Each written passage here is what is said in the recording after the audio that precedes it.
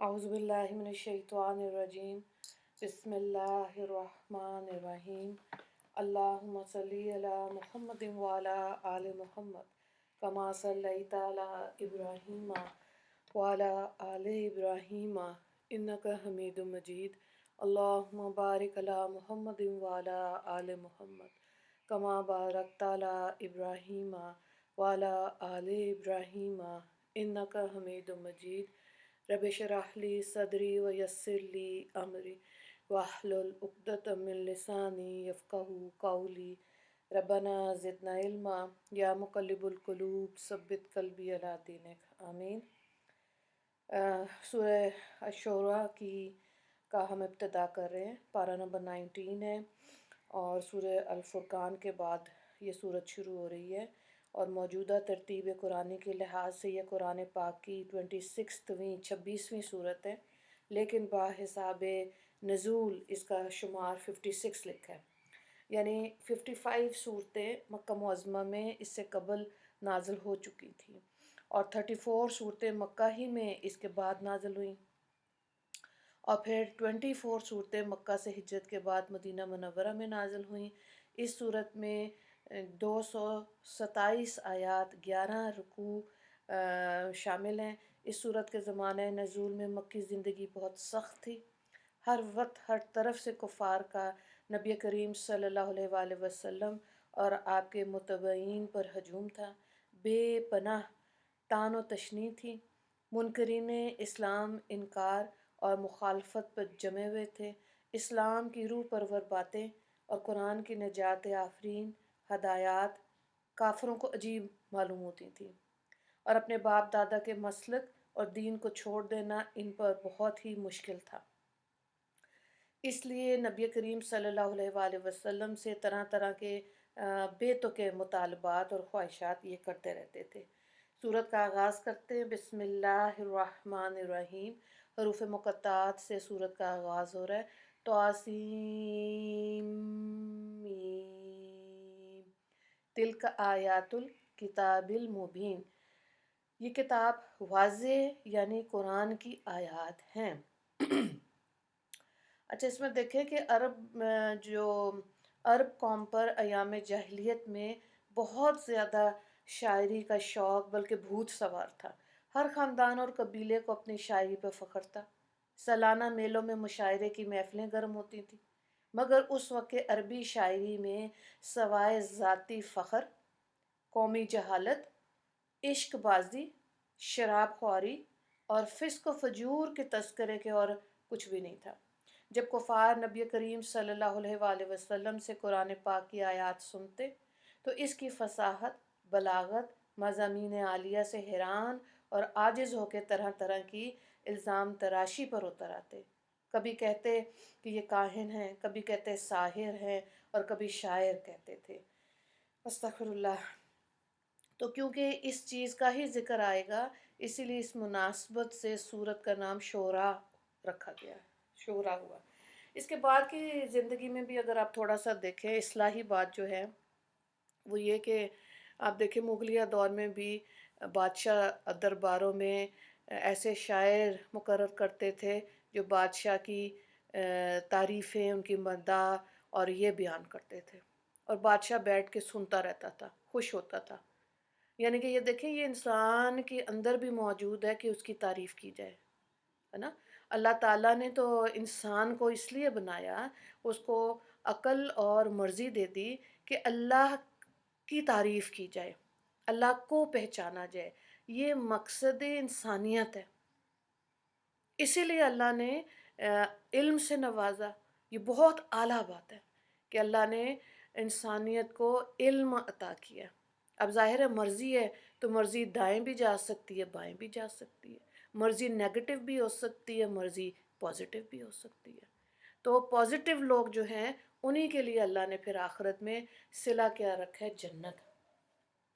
तो इस चीज़ को समझना है, इस अपने इल्म को सही डायरेक्शन में लाने के लिए ज़िंदगी में जद्दोजहद है। फरिश्ते तो पाकीज़ा मखलूक हैं और वो अल्लाह की हर वक्त हम्दो सना करते हैं। तो अल्लाह ताला قرآن پاک میں بھی بار بار یہ کہہ رہے ہیں کہ تدبر کرو، غور و فکر، ٹھیک ہے؟ تو کہ اللہ نے جو جیسے درخت ہیں، ان کے پتے کتنے مختلف قسم کے ہوتے ہیں، رنگوں کے، different kinds of shapes leaves کی ہوتی ہیں. اسی طرح سے آپ دیکھیں حیوانات، رینگنے والے جانور اور بھاگنے والے جانور، اس میں کتنی اقسام ہیں. انسانوں میں بھی آپ دیکھیں چھوٹے ہیں، موٹے ہیں، کالے ہیں، گورے ہیں، لیکن اللہ نے ان کو علم سے ضرور نوازا ہے. اور کتنی اعلیٰ بات ہے کہ اللہ نے ایک سلیبس بھی اتار دیا کہ اس کو پڑھو گے تو پازیٹیوٹی کی طرف ہمیشہ گامزن رہو گے. تو اللہ تعالیٰ ہمیں صحیح سمجھ کے ساتھ یہ ہمارے ذہن کے دریچے پازیٹیوٹی، قرآن، سنت، اس پہ اللہ تعالیٰ ہمیں لے کر آئے تاکہ ہم دنیا اور آخرت کے کامیاب لوگوں میں اللہ تعالیٰ ہمیں شامل کرتے. پھر آگے سورت کے جو آخر میں آئے گا وہ قرآن کی حقانیت کا ذکر اللہ تعالیٰ فرمائیں گے کہ یہ قرآن پاک اللہ تعالیٰ کی کتاب ہے جو بالواسطہ جبرائیل امین نبی کریم صلی اللہ علیہ وآلہ وسلم کے قلب پر وہ لے کر آتے تھے، نازل ہوتا تھا. پھر اس قرآن کی حقانیت پر ایک دلیل یہ بیان فرمائی کہ علماء اہل کتاب اس کتاب کی حقیقت کو خوب اچھی طرح جانتے پہچانتے. ان کو معلوم ہے کہ اس آخری کتاب کا ذکر انبیاء سابقین کے صحیفوں اور کتابوں میں موجود ہے. پھر قرآن کریم کے عربی زبان میں نازل ہونے کی وجہ بتائی اور بتایا یہ قرآن وحی ربانی ہے، نہ کہ القائے شیطانی.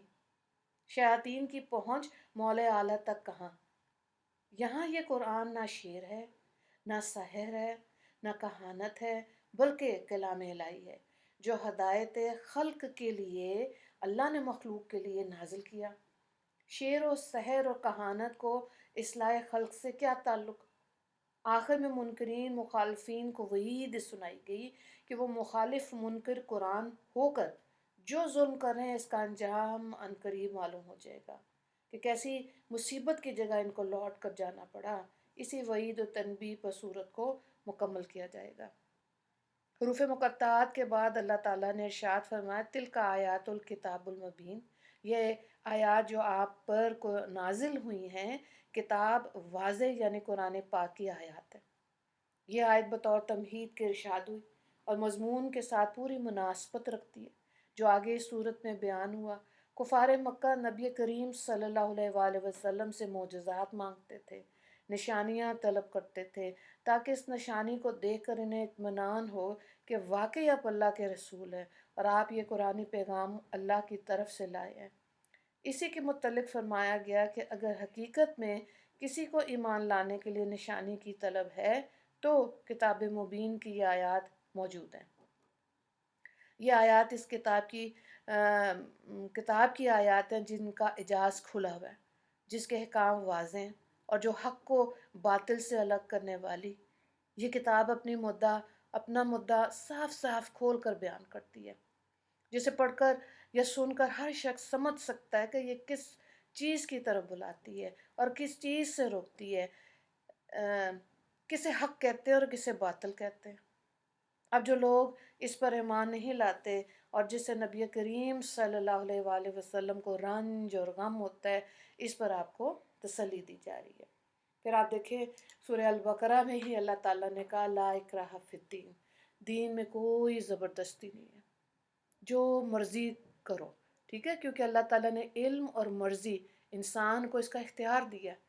کیونکہ اختیار دے دیا اس لیے اللہ نے حساب تو لینا ہے، کیونکہ اللہ نے اس کائنات کو، اس دنیا کو بنایا اور انسان کا اس دنیا میں دل لگے. اللہ نے رنگ اور اشیاء، خوبصورتی مزین کیا اس دنیا کو تاکہ انسان، اب دیکھیں کتنی اس کی میں سائنٹسٹ ہیں، فلکیات کے لیے کھوج کرنے والے، ڈھونڈنے والے لوگ موجود ہیں، ڈفرینٹ فیلڈز ہیں جہاں پہ انسان محنت کر رہا ہے.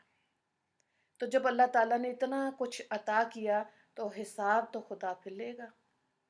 اس لیے یہ بہت ضروری ہے کہ ہمارا علم اور ہماری مرضیاں اللہ کے تابع ہوں. یہ اللہ سے مانگنا پڑے گا کیونکہ ہدایت اور اللہ کی محبت اس کا اللہ نے وعدہ نہیں کیا. اس کے لیے مسلمانوں نے اللہ سے دعائیں مانگنی ہیں کہ ہر صبح ہر شام اللہ کی محبت میں اور ہدایت میں، ہماری ہدایت میں اللہ تعالیٰ اضافہ فرمائے۔ اور پھر جب جیسے انسان کو اللہ کی عطا کردہ نعمت، علم، فکر، تدبر، حکمت ملتی ہے تو اللہ کی مخلوق میں اس کو تقسیم بھی کرنا ہے، بانٹنا بھی ہے۔ تو محبت کی ہی بات کرنی ہے، تفرقے کی بات نہیں کرنی۔ اور کیونکہ ہمارا پلیٹ فارم صرف خاص طور سے خواتین کے لیے ہے، تو خواتین کی ذمہ داریاں، گھریلو ذمہ داریوں کے ساتھ ساتھ دین کی سمجھ لینا بہت اعلیٰ بات ہے۔ خوش قسمت ہیں وہ گھرانے جہاں کی عورتیں دین کی نسبت سے جڑی ہوئی ہیں، ان کے گھروں کے ماحول زیادہ بہتر ہے، ورنہ تو دنیا میں سٹریس، انزائٹی، پریشانیاں بہت ہیں، ہے نا۔ اسی لیے فکشن والی کتابیں پڑھنا، ایسے ڈرامے اور ایسی باتیں سننا، وہ لوگوں کو اچھا تو لگتا ہے، لیکن حقیقت سے دور چیز سے کبھی بھی انسان اطمینان قلب نہیں پا سکتا۔ حقیقت پسندانہ زندگی گزارنی چاہیے۔ شعر و شاعری اور یہ سب اس کے اندر جو ہے نا تخیلاتی باتیں ہوتی ہیں۔ ایک انسان کے اپنے ذہن کا الوژن ہوتا ہے، اپنے انسان کے ذہن کی تخلیق کی بات ہوتی ہے جو وہ سوچتا ہے، اور لوگ اس پہ واہ واہ کر رہے ہوتے ہیں۔ تو جب اتنی محنت شعر و شاعری سے تھی تو اسی دور میں اللہ نے قرآن کو اتارا، اور پھر قرآن کا اعجاز دیکھے، اللہ اکبر، اللہ اکبر، کیسے لوگ اس کی طرف مائل ہوتے گئے، اور الحمدللہ دین اسلام پھیلا۔ اور قرآن کی برکتیں دیکھیں، جو ہماری نانیاں دادیاں تھیں اس زمانے میں بھی، جب پارٹیشن کا وقت تھا تو بہت زیادہ تجوید کی تو پتہ ہی نہیں تھا کہ تجوید سے قرآن کیسے پڑھنا۔ زیادہ تر غلطی تو زیر پہ آتی، بازر بے، حالانکہ وہ بازر بھی ہے، لیکن کتنا قرآن پڑھا جاتا تھا، اور اس کی برکتیں گھر میں ہوتی تھیں۔ آج تو اویلیبلٹی آف تجوید کا ٹھیک کرنا، تفسیر کو سمجھنا، گرامر کو سمجھنا، اور بلکہ قرآن کی آیات سے اسرار و رموز پہ بھی ایسی لوگوں نے کتابیں، تفسیر تصوف سے ریلیٹڈ بیان القرآن ہے، وہ بھی لکھی گئیں، ایسی تفاسیر بھی لکھی گئیں، ٹھیک ہے۔ تو بہرحال انسان علم میں اضافہ ہوتا ہے، اور علم کے ساتھ جب عمل آتا ہے تو حکمت اللہ تعالیٰ عطا کر دیتے ہیں۔ ان نعمتوں کو ڈھونڈ کے اللہ سے مانگنا چاہیے، اللہ تعالیٰ ہمیں نصیب کرے۔ آگے دیکھتے آیت نمبر 3 سے لے کے 9 تک۔ لَعَلَّكَ بَاخِعٌ نَفْسَكَ أَلَّا يَكُونُوا مُؤْمِنِينَ، شاید آپ ان کے ایمان نہ لانے پر اپنی جان دے دیں۔ إِن نَشَأْ نُنَزِّلْ عَلَيْهِم مِّنَ السَّمَاءِ آيَاتٍ فَظَلَّتْ أَعْنَاقُهُمْ لَهَا خَاضِعِينَ، اگر ہم چاہیں تو ان پر آسمان سے ایک بڑی نشانی نازل کر دیں، پھر ان کی گردنیں اس نشانی سے پست ہو جائیں۔ وَمَا يَأْتِيهِم مِّن ذِكْرٍ مِّنَ الرَّحْمَٰنِ مُحْدَثٍ إِلَّا كَانُوا عَنْهُ مُعْرِضِينَ، اور ان کے پاس کوئی تازہ فہمائش رحمان کی طرف سے ایسی نہیں آتی جس سے یہ بے رخی نہ کرتے ہوں، سو انہوں نے دین حق کو جھٹلا دیا، سو اب عنقریب ان کو اس بات کی حقیقت معلوم ہو جائے گی جس کے ساتھ یہ مذاق کیا کرتے تھے۔ فَقَدْ كَذَّبُوا فَسَيَأْتِيهِمْ أَنبَاءُ مَا كَانُوا بِهِ يَسْتَهْزِئُونَ أَوَلَمْ يَرَوْا إِلَى الْأَرْضِ كَمْ أَنبَتْنَا فِيهَا مِنْ كُلِّ زَوْجٍ كَرِيمٍ، کیا انہوں نے زمین کو نہیں دیکھا کہ ہم نے اس میں کس قدر عمدہ عمدہ قسم کی بوٹیاں اگائیں۔ ان فی ذلک لآیات وما کان اکثرهم مؤمنین وان ربک لہو العزیز الرحیم، اس میں توحید کی ایک بڑی نشانی ہے، اور ان میں سے اکثر لوگ ایمان نہیں لاتے، اور بلا شبہ آپ کا رب غالب ہے، رحیم ہے۔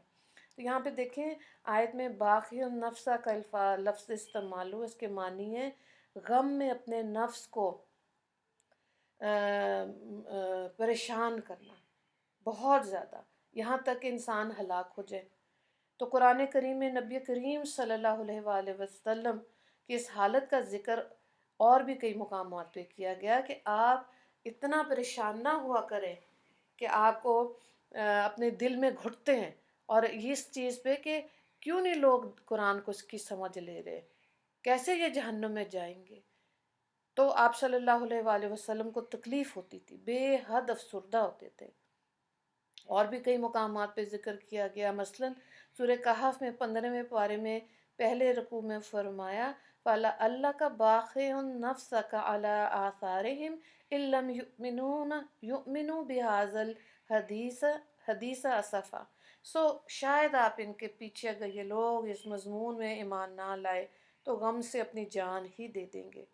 سورہ فاتر 22ویں پارے میں ارشاد ہوا فَلَا تَذْهِبْ نَفْسَكَ عَلَيْهِمْ حسرات، تو ان پر افسوس کر کے کہیں آپ کی جان ہی نہ جاتی رہے۔ اس سے اندازہ لگائی کہ اس دور میں نبی کریم صلی اللہ علیہ وآلہ وسلم نے اپنی قوم کی گمراہی، ان کی ہٹ دھرمی، ان کی ضد اور اس کی اصلاح کی ہر ممکن کوشش کی۔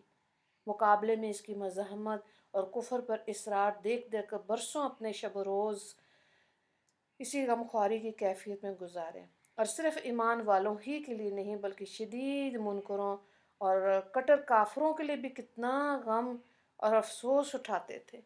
ظاہر ہے اس زمانے میں منافقین تھے، مشرکین تھے، کفار بھی تھے، ان سب کو دعوت حق دینے کے لیے آپ صلی اللہ علیہ وآلہ وسلم نے جسمانی لیکن زیادہ ذہنی تکلیف بہت اٹھائی، اور دعاؤں کا پھر بہت زیادہ اہتمام کیا کرتے تھے۔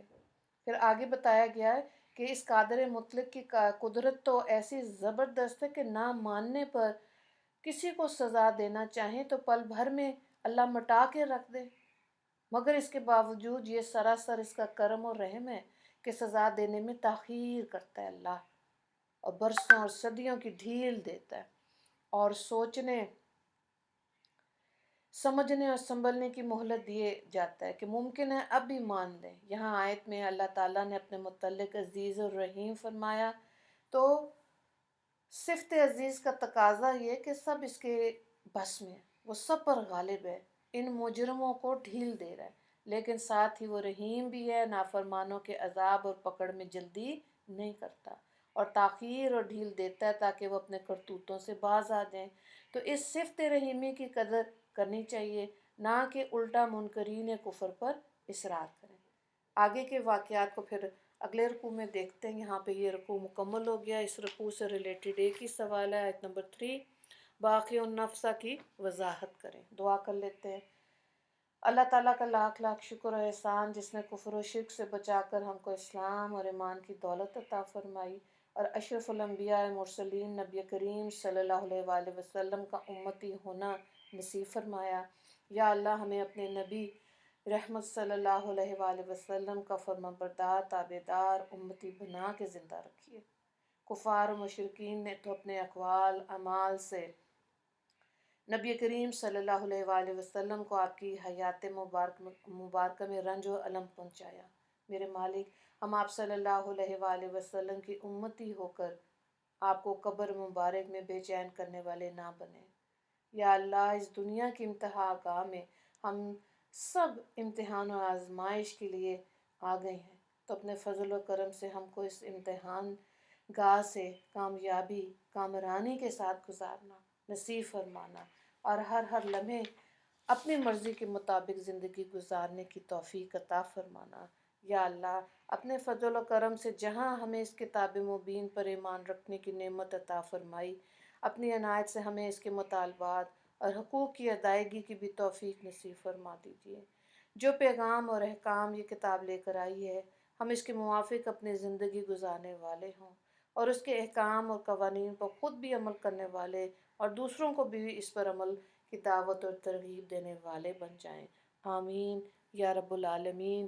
وآخر دعوانا ان الحمد للہ رب العالمین۔